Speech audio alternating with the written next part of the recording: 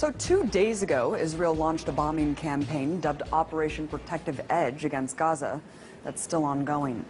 But despite the horrors on the ground, the mainstream media seems to only be telling one side of the story. Take a look at this. From the Wall Street Journal, Israeli air defense intercepts more rockets as fighting continues. And the LA Times goes on to declare that Palestinian rockets reach farther into Israel. And lastly, the New York Times makes it seem like there's an equal playing field by stating Israel and Hamas simply exchange fire. Well, I guess I really can't expect more from a media apparatus that essentially works as stenographers for the U.S. government. Let's take a listen to what the issue is being framed by the White House. We strongly condemn the continuing rocket fire into Israel and the deliberate targeting of civilians by terrorist organizations in Gaza. No country can accept rocket fire aimed at civilians, and we support Israel's right to defend itself against these vicious attacks. At the same time, we appreciate the call that Prime Minister Netanyahu himself has made publicly to act responsibly. Wait, what? Acting responsibly? I must be in the twilight zone, because to me, the collective punishment of an entire population is the opposite of responsible. So, what's the reality on the ground? Well, just in the last 24 hours, Israeli forces have conducted airstrikes that have struck 160 sites in Gaza, according to the IDF. In total, 550 sites have been bombed.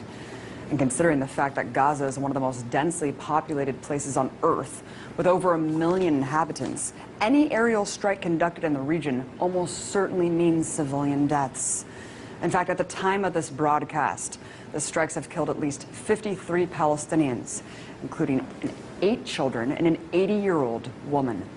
According to the Palestinian Minister of Public Works and Housing, at least 50 homes have been destroyed so far and 1,700 damaged. So when the IDF talks about hitting, quote, Hamas targets, remember that Hamas is the democratically elected leadership of Gaza, which could mean any government building or social services for Palestinians. So while the U.S. government can go on and on about Israel's right to defend itself, take heed of the increasing death toll in Gaza and the fact that no Israelis have yet died as a result of Hamas rockets. Look, I denounce deadly force on both sides. But it's important to not frame this as a cycle of violence that's equal. One is the colonizer-oppressor, the other, the colonized oppressed.